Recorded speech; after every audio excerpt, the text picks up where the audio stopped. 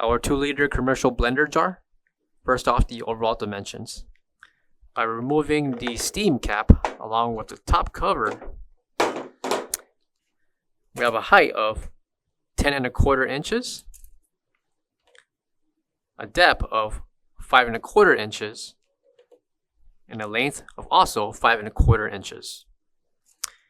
Interior height, we have 9½ inches tall. Bottom of the mixer will be the spinning blade. And coming to the outside will be the numerical indicator that will show the capacity and volume that's being stored inside the blender jar. Bottom of the base of the jar will include 4¼ inches in length by 4¼ inches in depth.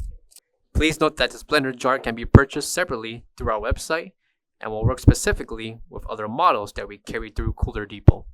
Top lid cover that rests on top of the blender jar, along with the removable steam cap. For all questions, give us a call or visit our website, coolerdepotUSA.com, for more information on this product. Thank you.